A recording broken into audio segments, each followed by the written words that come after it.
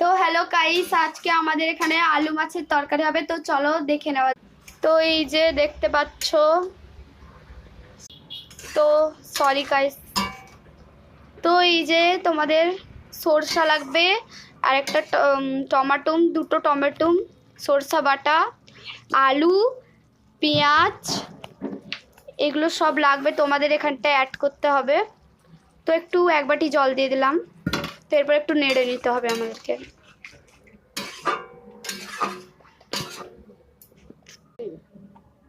তো এখন তোমাদেরকে দেখানো হচ্ছে যে এখানে ঢাকা দিয়ে দিতে হবে।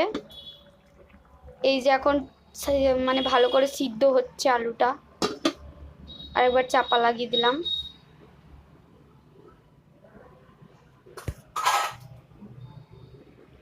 তো এখানটা এখন ফুটবে। তো আমাদের মাছ চলে এসেছে, তোমরা ভালো করে দেখে নাও।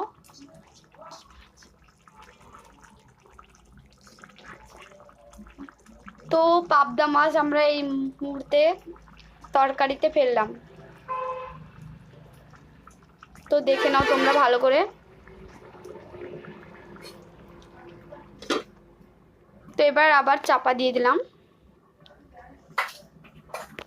তো বন্ধুরা, এটা ফুটুক, ততক্ষণে তোমরা সাবস্ক্রাইবটাও করে দিও, লাইকও করে দিও, যাতে আরও নতুন নতুন ভিডিও দেখতে পারো আমাদের চ্যানেলে। আজকে রেসিপিটা ছিল অ্যাকচুয়ালি পাবদা মাছের ঝাল, আলু দিয়ে, টমেটো দিয়ে। তো হাই গাইস, তো আজকে এই রেসিপিটা আমার মা রান্না করছে, তো দেখতেই পাচ্ছ। তো সমপরিমাণ নুন আর জল দিয়ে একটু ঢাকা দিয়ে দিতে হবে কিছুক্ষণের জন্য। তো এখন সিদ্ধ হতে বসিয়ে দেওয়া হয়েছে। তো আমরা এখন চানাচুর মুড়ি খাচ্ছি। তো দেখতেই পাচ্ছ, টাইম পাস করার জন্য এখন একটু চানাচুর মুড়ি খাচ্ছি। তো এই যে আমাদের চানাচুর মুড়ি। তো গাইস জিভে জল আসার মতো হয়ে গেছে রেসিপিটা।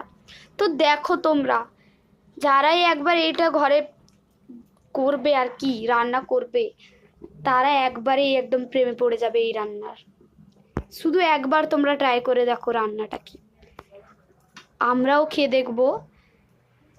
এত সুন্দর এই রান্নাটা এর আগেও একবার হয়েছিল। তো তোমরাও একবার করে দেখো। বাই।